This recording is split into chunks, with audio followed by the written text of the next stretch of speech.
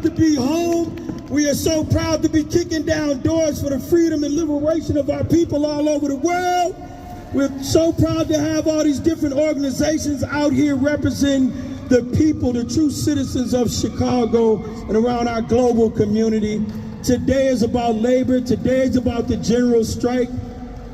Today is our time to let the world and the nation know what we're going to accept, what we're not going to accept, how we're going to make things happen. Sasha, bring it up, make some noise. All right. All right, hi everyone, I'm Sasha. Thank you for having me. I'm an organizer here in Chicago. I'm Palestinian, and I organize this big event called Artists Against Apartheid, which brings together local Chicago artists who are against absolutely the wrongdoings that are happening right now in Israel. And what the most important thing is cross-cultural solidarity and solidarity across our movements. And when I met Justin a few months ago, you know, we talked about this event, and we were on a Black and Palestinian solidarity liberation panel in Milwaukee. And so let's go. I think that, you know, while we're fighting for freedom for Palestinians, we also have to remember, you know, we're not free until all of us are free. And our people here, you know, African Americans are not free, right? And so we need to continue this fight. And once we free Palestine, we're going to continue, and we're going to end capitalism, right? The root of all evils, and all fight for freedom for all people. Congo, Sudan, right? We can't lose this in the struggle. I think what's been so beautiful about Palestine freeing the world is we start to wake up to all the issues, all the relevant issues that have fallen by the wayside, that have not garnered media attention, because the media has been blocking for many, many generations, right, the reality. And I think what's so beautiful about the world that we live in now is we have access to social media on our phones, right? Right now, this speech is being recorded on a phone, and someone can see it in Palestine, right? Someone can see it somewhere else in the world. And I think that that's so beautiful. And what's been amazing has been we are now the journalists, you know, us as individuals. We are reporting live what is happening to our people, and people can see the truth, and it cannot be shrouded. And with that, I'll say right now, most important thing that's happening in the United States has been the encampments, the rise of the encampments on student campuses. And we need to continue to support them, because if we can divest from Israel on these university campuses who have been funding billions of dollars every single year for 70 plus years, then we can, that can be an avenue where we free Palestine. And so right now we need to support our students as alumni. Even if you didn't attend a university, show up for them, provide them with support, share on social media. Right now, blocks away from us at the Art Institute, they're fighting against cops, right? And they're fighting against the SWAT team. Arrests were carried out on the grounds of the Art Institute this afternoon, just hours after a small pro-Palestinian encampment was set up in the museum's North Garden.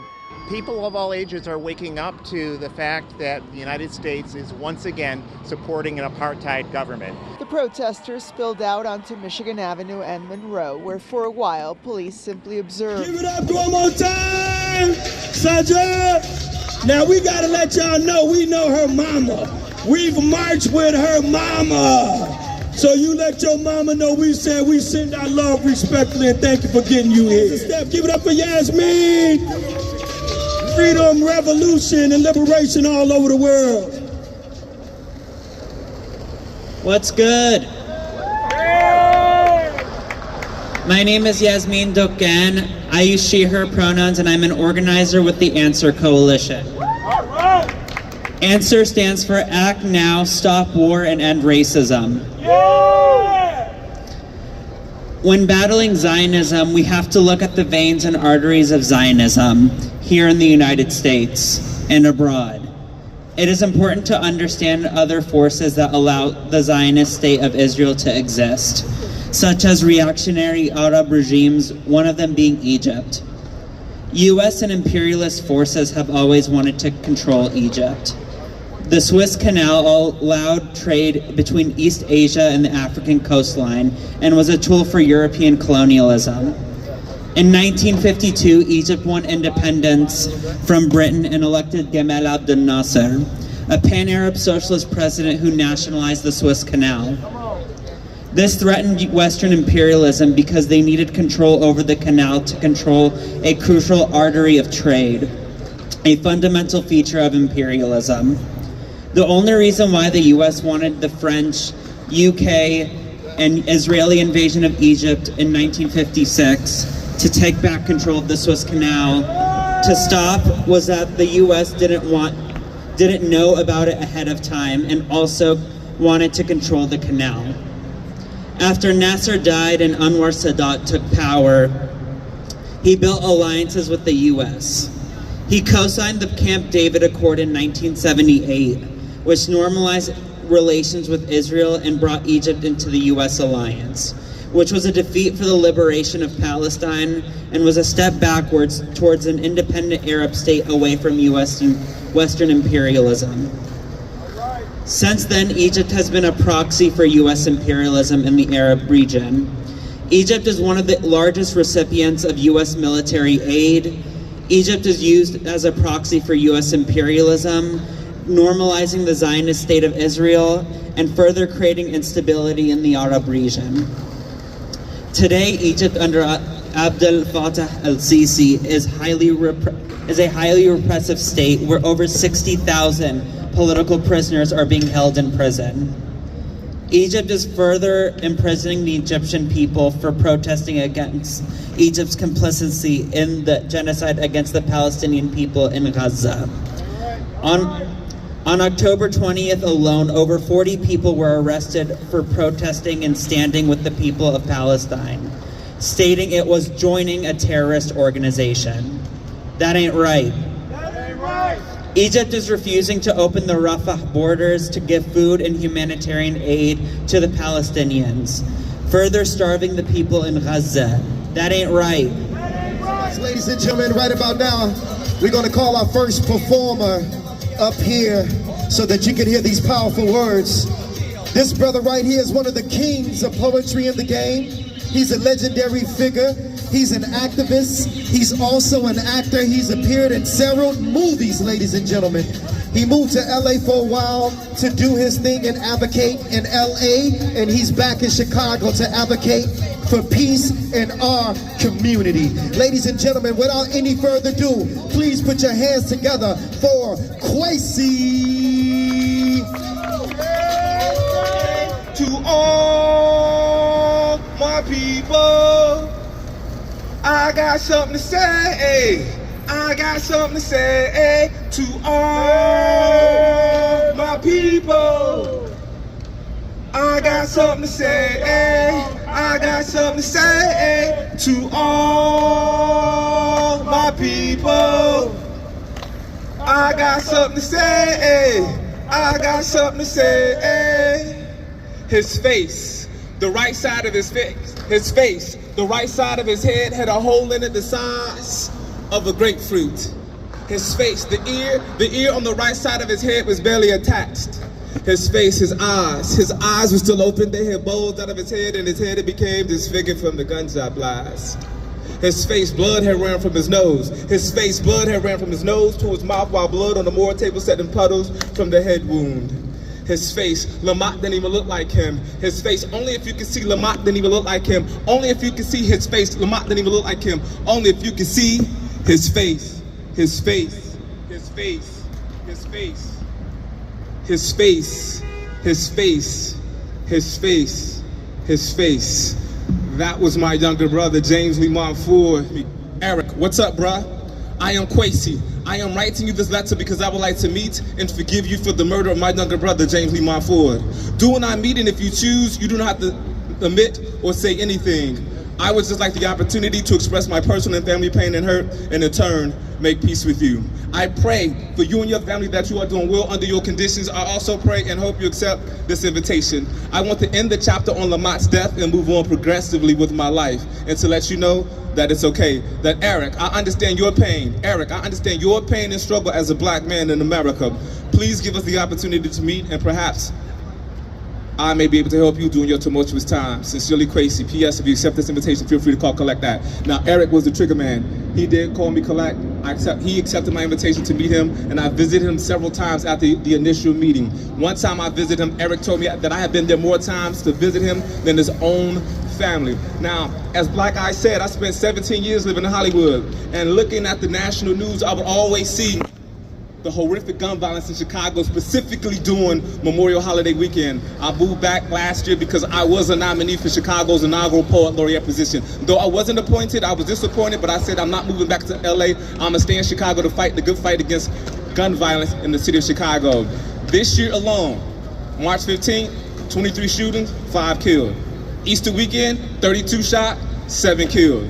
We're coming up on Memorial Holiday weekend, which is historically the most violent weekend in the city of Chicago. I refuse to let that be the local, national, and global narrative. So I'm calling for a ceasefire in Chicago during Memorial Holiday weekend, May 24th to May 28th. Follow me on my Instagram at Kwesi the Brand, K-W-E-I-S-I the Brand. Kwesi, K-W-E-I-S-I the Brand in Chicago. I'm not asking you to do something that I haven't done first myself. I met the guy who shot and killed my brother. I have tasted pain, hurt, anger, and rage, and trauma. Give it up, young brother. Thanks for being here. Peace, how y'all doing? The workers united will never be defeated. The workers united will never be defeated. The workers united will never be defeated. The workers united will never be defeated. Right on, right on. Peace, y'all. My name is Nino Brown. I'm an organizer with the Party for Socialism and Liberation. And today is a historical day. And May 4th, 1970 was the Kent State Massacre, where National Guard troops were called out by the United States President to kill 6 student protesters who were protesting against the genocidal Vietnam War. So we see today history repeating itself. We see police repression against students, citizens, community folks who are coming together to say no more, not in our name, against the genocidal war that's happening in Palestine. But we're also out here today because there are so many issues that we gotta connect. What's happening in Haiti right now, what's happening in Sudan, what's happening in Congo, right? All of that is very relevant to what's happening in this country. Because if this country can export violence, if they can export oppression, right, then that means that they manufacture it at home.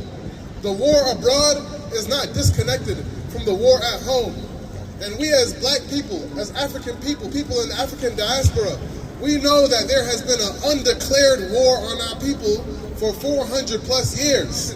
The Haitian Revolution from 1795 that ended in 1804, when it happened, it sent shockwaves across the colonies in the United States. And the world. You saw slaves who heard about the Haitian Revolution. They said, okay, you mean to tell me that the slaves overthrew their slave masters and took control of the whole nation? Yes, sir. Right, so they suppressed the Haitian Revolution. You can look it up. Frederick Douglass, Yes, sir. Harriet Tubman, Yes, sir. all of the African ancestors who fought against slavery, they took inspiration from the Haitian Revolution. Yes, sir. So today we have to look to the Haitian people and their resistance, Yes, sir. because they've been protesting for years. Yes, sir. Right, before it was this chaos, there was a Haitian national movement that had all of their civil society united. They had a charter that they brought to the United Nations, but the imperialists, they only understand one language, and that's force. So it's gonna be a long, hot summer. And the only protection that we have is not the police, because the police, they protect property, they protect the racists, they protect the corporations, and the only people that are gonna protect us is us. So as the chant goes, who keep us safe? We keep us safe. Who keep us safe? We keep us safe. Who keep us safe? We keep us safe. Who keep us safe? We keep us safe. Give it up for Brother Orion. He's been through a lot, and he shared a lot. He's taken what happened to him and learned how to reconfigure it and give back love to the African-American community, and he can tell you better than we can. Give it up for, this is about the general strike and us all doing it together and changing the world. Next on the mic, my big brother gonna let y'all know what he do. Thank you, brother. Yes, so it's an honor for me to be here today. I actually started this journey out here once I came home from the Illinois Department of Corrections up in Wisconsin. So a little bit about myself. I teach Kingian Nonviolence for the Institute for Nonviolence Chicago.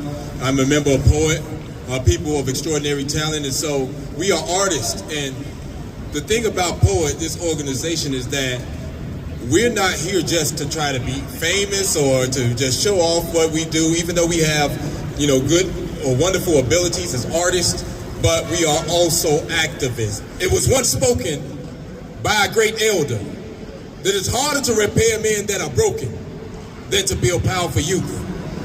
Utterance of a man born in the brutal hardship of chattel captivity nonetheless remains a profound and powerful truth.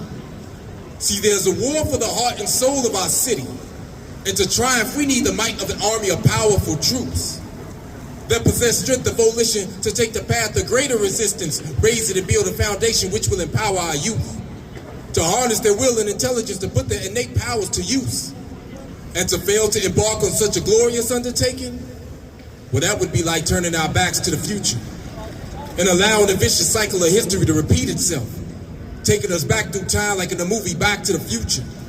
For the liberation we desire, blazed by a creative fire, set free in our imagination as we take captive our future. Not locked in, but locked in. Focus on our endeavors to enrich our existence by our master and the treasure, see the legend of old, about cities of gold and fountains of youth. Really speak of greatness in immaterial spaces, not merely geographical places. So when it speaks of the kingdom of heaven being amongst you, it alludes to the fact that the hidden unseen has a higher valuation. In this matrix, we are the movers and shakers of our own fate, generating wealth for our future generations. Not waiting, but taking our stake in our birthright, like the story of Jacob, whose DNA makeup had the making of many nations. See, our greatness, we embrace it. So in the face of tribulations, we don't fret, but instead we brave it, refusing to be intimidated, because we know that through it we grow to reach the fullness of our creation. Inundated with an anointing in which we are graced with, the purpose for which we were birthed with, to be beacons and and demonstrate what the true wealth of the earth is, to be both light and salt of the world, to preserve it, consistently conducting our business like merchants, but not for the sake of exploitation, but to be custodians and caretakers of nature, in which we are servants, standing on our square like carpenters and architects that build, still with a genuine inclination to heal like surgeons, emerging like the phoenix out the dark dust, a better version, replenished, glowing, resplendent by the very fires that we were purged in, not Mississippi. But right here in this windy city we are burning. Though it's urgent, we are determined to take this damage and turn it to fuel to feed the flame of a passion that is so fervent. Whether you Congress or clergy, realize your calling is worthy. So ball until you fall, leaving it all on the floor like the late Kobe Bryant when it's time for you to hang up your jersey. Meaning give it your best, looking back with no regrets, but instead feeling blessed. Seeing the light of tomorrow shining bright in the eyes of the generation that's next. Whether you adhere to the teachings of the Buddha, Muhammad, or Jesus, or rock with the agnostics and simply a non-believer, I believe this is something that we can all come to agree with. That though the world may be ugly, there's still beauty that resides. You just have to open the eyes of your heart to perceive it. For the true measure of a leader is not to attain stature of an elitist, but to do the most, being the least. So when your time comes to cease to exist, posterity will subsist, living in a greater world than what you inherited once you leave it. And that's that piece. Thank you all. Thank you for having me here, sir. He says he has an organization, the Black Underground, and the BLAQ family cannot wait to work with them. Our brothers and sisters from the organization that put this together cannot wait to work with you, dear brother.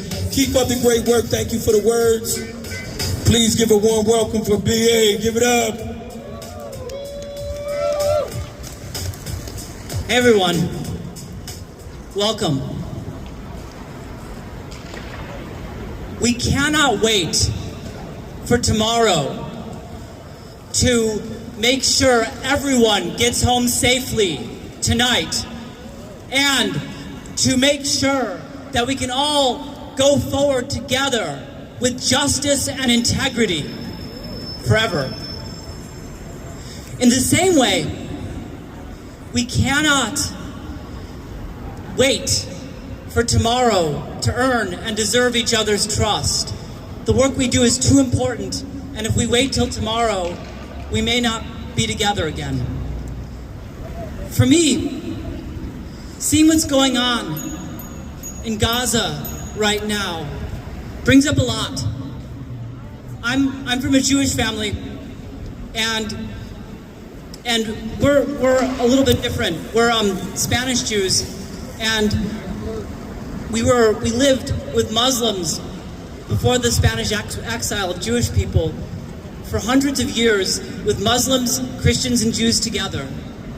And we lived after that in the Ottoman Empire under Muslim rule for 400 years. And it was, again, Jews, Christians, and Muslims together. And then, when the Balkan Wars happened, they pushed out the Muslims. And it was only a few decades later before the Nazis were able to come in.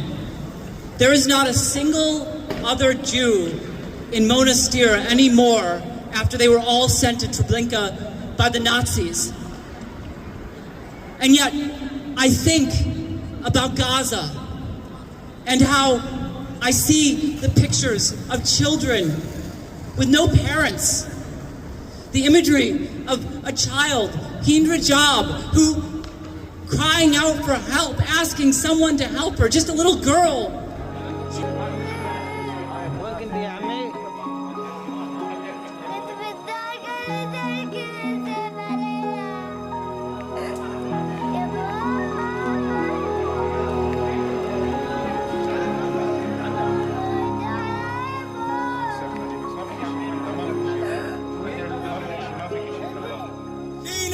Give it up for Nina! Nina almost sound like freedom. Give it up for freedom! Nina! Nina! Freedom! Freedom! We want Nina! Nina! We want freedom! Freedom! We want Nina! Nina! We want freedom! Freedom! We want Nina! Nina! We want freedom! Freedom! Give it up for Sister Nina! I'm just having fun till she get up here. We're gonna laugh together, we're gonna cry together, we're gonna stay together till we get liberation all around the world, in Haiti, in Palestine, in Chicago, and in New York, and in Detroit. Love y'all. Big ups to the red, black, and gray. Give it up for Nina! Hey, you are so full of life. I need you to come on my radio show. I really do. I need your energy. I really, really do, man. So I am Nina Purple, y'all. Everybody call me Nina Purple. I'm going to tell you why they call me Nina Purple. Nina is my nickname from birth. My real name is Janine. But purple represents me. Purple is my favorite color. Purple represents domestic violence awareness. It represents my story. She wanted him, but he wasn't good enough. She wanted him, but he wasn't good enough. She wanted him, but he wasn't good enough. That boy was poison. Poison. See, newsflash, she was told as a child that you're fast, but she didn't grow up fast. And flash forward, she's grown now, and her child's tendency still wouldn't put him out the house. And newsflash, purple was her favorite color. She thought it was a Gemini thing, but flash forward, it ended up being the color used by millions to salute her story. See, he has his own clothing line, wife beaters. His fist abused her. His fist abused her. I don't think y'all heard me. I said his fist abused her because the H is silent. Nobody hears her. Nobody listens. How does she mysteriously fall on her face? Hello, fist. Let me introduce you to I. Nice to meet you. See her blood? It doesn't even bleed blood anymore. It bleeds bruise. It bleeds bruise. It bleeds bruise. It was a song that we used to sing as a child. It was a one eye, one horn, flying purple people eater sure looked strange to me. One eye, cause he would hit her in it. And it was a one eye, one horn, flying purple people eater sure looked strange to me. One horn, cause it would come out of his skull the angrier he gets. See, you can't have him, Mr. Purple People Eater. You can't have him, cause see, he already beat you to it. And although everybody knew it, and although while she was singing this song cutely as a child, while not knowing that Mr. Purple People Eater, you were getting up prepared for her future. You were getting up prepared for her future, because see, Purple said it's okay for her to come around now, because she's not riding from his ego anymore. And she hasn't seen her family in so long that mama done grade, and daddy was gonna divorce her, but he stayed. I said, mama done grade, and daddy was gonna divorce her, but he stayed. See, I wonder what daddy would have said if he would have seen her face. I wonder what daddy would have said if he would have seen her face. See, she wore makeup to paint the picture the way her looks used to be. And she wore dark glasses to hide the dark secrets in her life. I wore makeup to paint the picture the way my looks used to be. And I wore dark glasses to hide the dark secrets in my life. I wanted so bad to get away from him, y'all. But he had already marked my body with his territory, walking around proud of his abstract artwork that he had put on me, as if somebody was gonna ask him for a business card or something. See, purple taught me about self-love. Purple taught me about self-esteem. See, purple was the color of the bruises that I wore on me damn near each and every day. And it was so hard for purple to counsel a lost and unwanted soul that was brainwashed by heat. So I would stitch the word purple across my damn chest, and I would wear it like a badge of honor. And I would bleed purple blood for each and every domestic violence victim who's not here today to tell his or her story. So the next time you ask me what happened, I'm going to tell you that my finger is literally shaped like my 96 luminous gear shaft, because he was on a warpath while hitting me while I was driving. And I'll tell you that the 43 and the 26 stitches, the broken arm noses, the broken arms, the 26 stab wounds was all because since I didn't give him my money, he saw it as a sign of disrespect. And I'll tell you that the pistol whoopings that I endure damn near each and every day, y'all, still to this day leave permanent migraine headaches. Because on August the 18th, I want y'all to listen to me very closely. On August the 18th, 2001, I got strangled to death, dead, flatline, gone. And see, God gave my life back to me and gave him 15 years strong. So please support Domestic Violence Awareness Month, y'all. Not just in October, but each and every day, because it supports my song. I'm so glad I made it. I'm so glad I made it. Come on, sis. That's all right, baby. I made it. Great job. Give it up, y'all. Give it up, give it up, give it up. So we're trying to get Karina's bills passed, y'all. And say what that Karina, is, everybody say Karina bill. Karina bill. Wait, what's the next one? What the Karina bill is like if you put an order of protection against somebody, the police got 48 hours to come into the home and remove the guns. Okay. Then we got another one That's called. great. That's great. That's great. Karina bill, go right ahead. Then we got another one called homicide victims' rights for families. What that is, if a case is over 3 years old and it hasn't been solved yet, they let a new set of eyes look at it, like some new detectives look at it and see what they can do with it. All right with that, all right. And then Everybody with that? We need that, right, sis? Thank you. Then the last one is homicide data. Trying to get these statistics down as much as we can, but we need all 3 of these bills passed. So on behalf of myself and the other survivors and the domestic violence victims that we lost, I pray to God, please let them pass the law. Thank you. Y'all help Miss Nina down, and thank you so much for her sharing her story. Give it up for Miss Nina. 2 FBI agents illegally went onto indigenous lands, a farm out in South Dakota, and they came out there with intentions of killing and slaughtering a bunch of indigenous folks. They came out there, they engaged in a shoot-off, and 2 FBI agents got shot and killed that day. After that, a manhunt pursued. There was at least 4 to 5 of our indigenous American Indian movement leaders who were targeted and hunted across the United States. My uncle, my great uncle Leonard Peltier, he booked it over to Canada. They went after him in Canada. They went after him. We had legal cases. We fought, and they still got him. He's been sitting for 47 years. It'll be 48 years. And I'm proud to say he's up for parole! Yeah! 47 years and he's up for parole! Yeah! Free Leonard Peltier! Free Leonard Peltier! Yes, sir. Yes, sir. Tell him. The same that took Senior away from us, Chairman Fred Hampton Sr., Colin Pro, they took after the American Indian movement. We joined together as Black Panthers and AIM. We were working together those times. And we're still working together today. That's right. Say that. Say that. We are still here today. Let's go. Now tomorrow is a big day in Indigenous country. Tomorrow is when we remember our missing and murdered Indigenous women. And it hurts.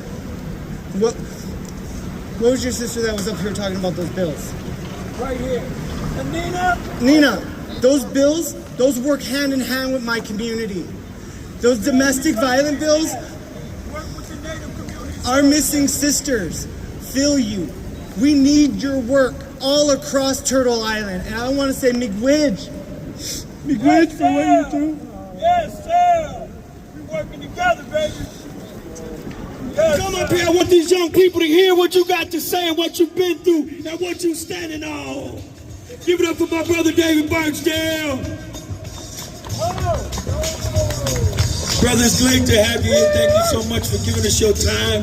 This brother's busy working all over the country, making peace and bringing prosperity to the land. Do you hear me? So please give your independent attention to my brother, and he's going to share some stories about where we've been and where we're going. Everybody ready?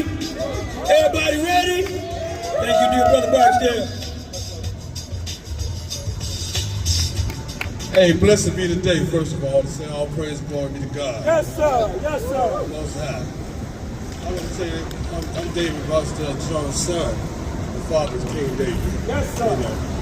And I know most people in Chicago, the whole city of Chicago do know that. And the thing is, I want to say today is I've been doing these journeys. I've seen a lot of things, and I know what goes on in our city that we must change. I know the things that's going to take us to save us. And see, it took me to go step out of the rim. I spent 30 years of my life in prison altogether, you know, through my journey, you know, and that street life, the things I lived, you know. But in the long run, I would just take cut it sweet short. In the long run, I educated myself. I got 25 degrees, 5 masters, 3 bachelor degrees. Also a chemical expert. And I oversee $1 billion company. And I started our own company called Love and Loyalty. And what that is, we loving the people and loving for change, and then also loyal to our mission of helping those better themselves. We took 183 people out of cardboard boxes. Got them shelter, got them on their feet, and got them to better their life. And some transferred back to their own house, back to their family life. Some on their own properties now.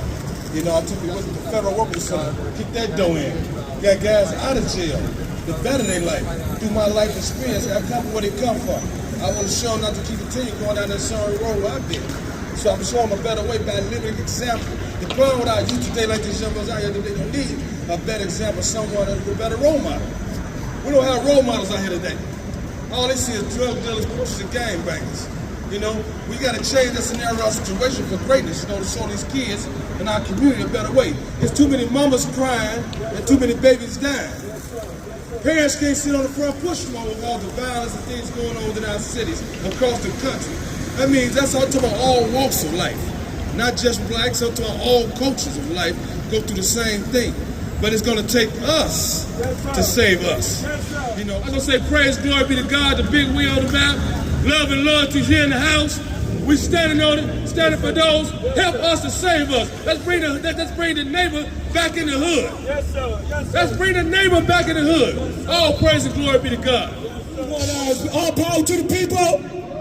All power to the people.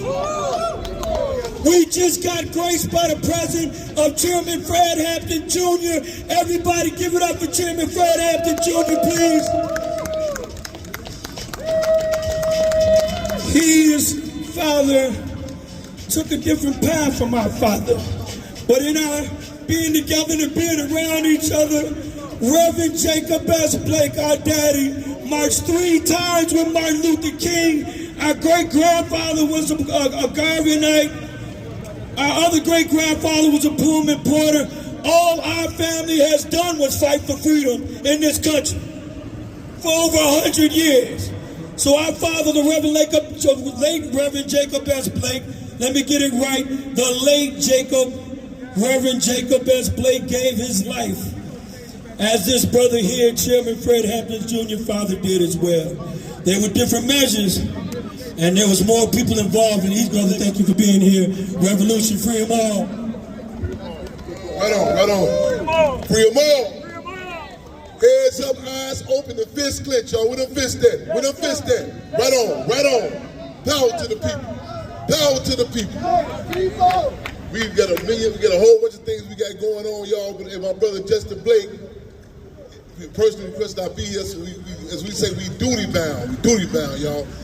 I want to commend him and the other forces. They've been ripping the last 48 hours, I know it, for longer than that. Food donations, you name it, moving around. Yes, sir. Came by the Hampton House, right on, respect y'all, right on, power to people, right on. Yes, sir. I'm Chairman Fred Hampton Jr., the son of Chairman Fred Hampton, and also of McCoy and Jerry. Chairman Fred was a deputy chairman of the state of Illinois of the Black Panther Party, was assassinated December 4th, 1969. We said the beat goes on, we still struggling, I'm still fighting back, still fighting for self-determination. Just now, I don't know if y'all know the importance of who was up here, that's legacy, y'all. We say legacy is more important than your life. Legacy is more important than your life. I was just commenting on the way down here about I think the traffic is, y'all. And Sister Cassandra Greer also said agree. She on the way. She working. She on the way working to get down here. And a young brother in Eaglewood, south side of Chicago, had asked me about Cinco de Mayo. He had commented. He said, "Man, Chair, what's going on?" And I said, "I'm talking about Cinco de Mayo. They stand up with the French. Give them I was kind of vague, but give them a basic history lesson." But what was heartbreaking with this 15-year-old brother in Inglewood, south side of Chicago, he said, "Why don't black people have a flag like that?" And I said, "We do have a flag." I'm talking about the flag that Marcus Garvey gave. But this 15-year-old child had pointed out another contradiction that we got to deal with too, though, y'all. He said, if we roll around with flags in our cars like that, the police would kick our ass. And they heard when he said that. And I said, the deal is, Chairman Fred authored the Rainbow Coalition. The city that was, for all practical purposes, was the most segregated city in the country. We say that the Black Panther Party, they say that differences amongst the people are reconcilable. Differences between the people in the state are irreconcilable. I'm saying we got to up the ante. We talk about right now, it's a climate. Though it's reactionary, people's ears are open, their political pores are open to acknowledge what's going on in Gaza, what's happening in Palestine. We got to also acknowledge, talk about what's happening in the Congo, what's happening in Haiti, what's happening right here in Chicago, what's happening in the infamous Cook County concentration camp, not jail, the Cook County concentration camp, where 17-year-old girls have been forced to rinse out their sanitary napkins for reuse. The Cook County concentration camp, the largest county jail in the whole country. The county jail under Lieutenant Sheriff Tom Doherty responsible for taking out Nicholas Lee and so many others, y'all. We had made that, it was a climate during the 1960s when colonized community to colonized community had a common conversation. They were talking about what's happening in Palestine, what's happening, it's pictures. When Minister of Defense U.E.P. Newton was meeting with Yasser Arafat of the Palestine Liberation Organization. There was a discussion, what's happening in Vietnam, what's happening in Africa. We cannot afford the luxury to be subjective. So we say, we got to make that connection, y'all. What's happening in Chicago, the Philippines, Africa, you name it. The question of political prisoners. I just left Philadelphia a few days ago, acknowledging the 70th birthday, the 70th birthday of long-held political prisoner Mumia Abu Jamal. He's locked up, still locked up. We had people are talking about they acknowledging terms such as propaganda bombs. In our community, they call it love and hip-hop shows. Yes, sir. We have the disadvantage of a non-acknowledged war that's being waged in our community, y'all. We say principal unity, still coming in, is realist, not romanticized. There are going to be differences. There have historically been differences within our respective communities, y'all.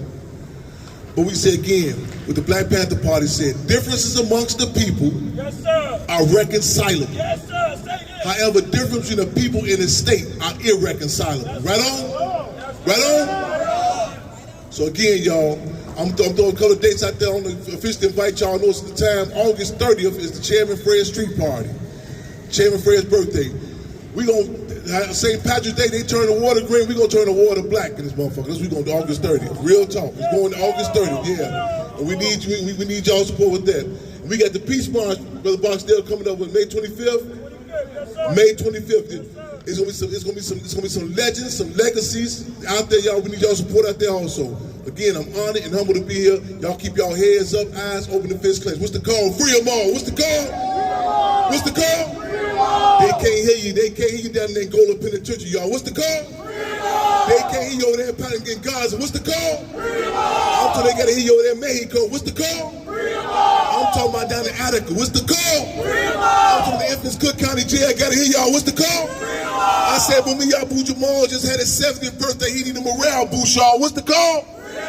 I'm telling you, the people, I'm talking those, the freedom fighters who are still out here, because as Field Marshal George Jackson said, we'll fight for the unborn, the living, and the dead, y'all. For those who are not physically here, but still here, what's the call? Free them all. Black Ice is gonna get us together and say some words. Power to the people. Power to the people. Power to the people. Power to the people. We stand in support of our Palestinian brothers and sisters. That doesn't mean that we are pro-Hamas. That means that we are pro-peace. That doesn't mean that we're anti-Israel. That means that we are anti-violence. So when I say, get your knee off my neck, I need you to say, I can't breathe. Get your knee off my neck. I can't breathe. 400 years of disrespect, inequality, and it's bothering me, but they ain't listening. The only time they seem to pay attention is when we're looting and breaking something. But you're too blind to see that this is live on TV. Unscramble the line, straighten the antenna. Let's go back to 1619 Virginia, America. This is where we stepped off the slave ships and stepped on the auction block. Sold to the highest bidder like livestock. Since that moment, we've been playing on two separate fields to two different clocks. And you got the nerve to use your stopwatch. How am I ever gonna catch up to you when you've had a 400-year head start? Back then, you made it unlawful for us to read. But now, you're trying to make it unlawful for us to breathe. Get your knee off my neck. I can't breathe. Then in 1863, we thought that we were freed.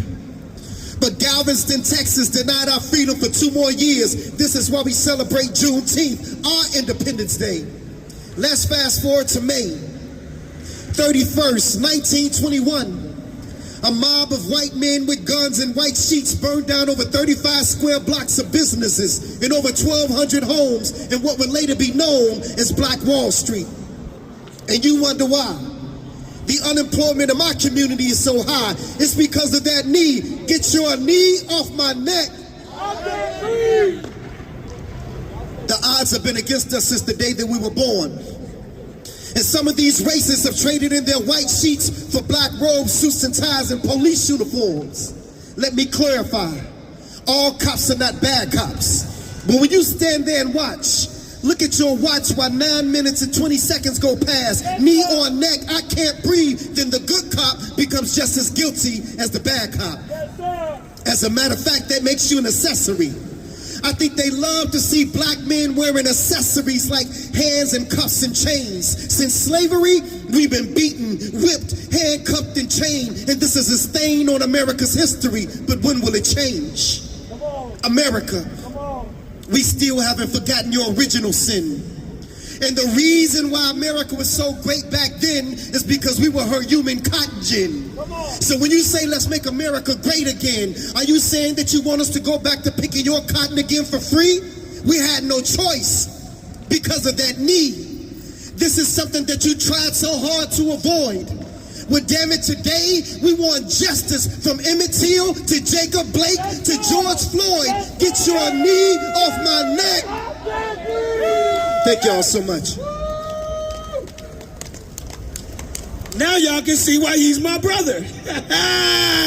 Black guys don't play, baby.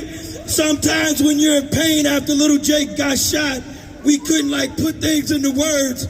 And so when the podium was time, we passed in the mic. He would crystallize our thoughts. And once again, this is our love today.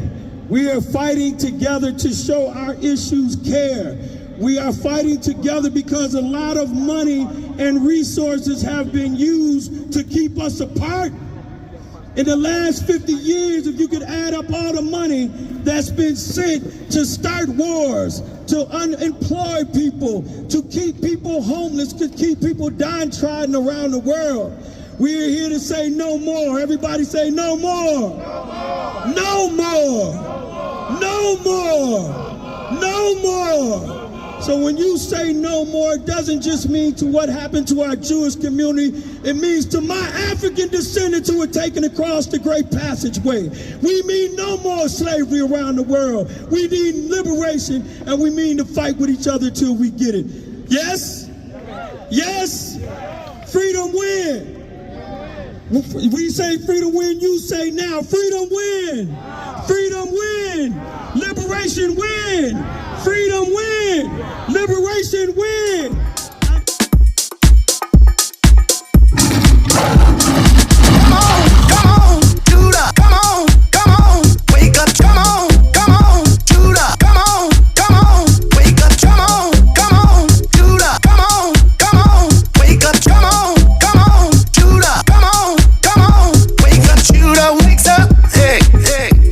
To the Most High when Judah wakes up, hey, hey, and realize who he is. When Judah wakes up, hey, hey, something's gonna happen. When Judah wakes up, there's a change that's gonna take place.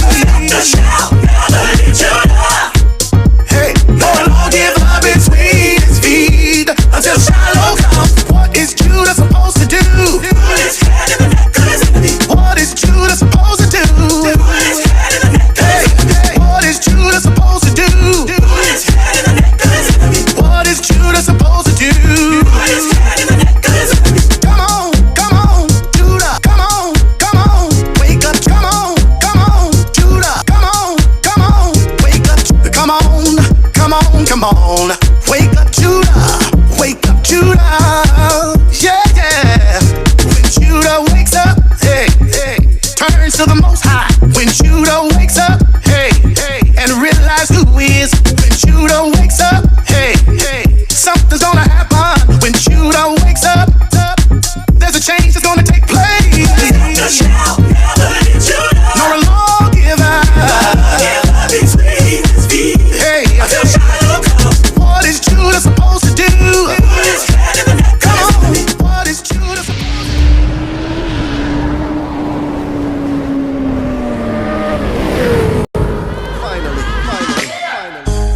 I came from a place where we waited on the sunrise. A place comprised of a space where hope met grace, connected by soul ties.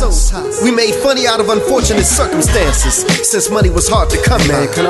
Every once in a while blessings would run by.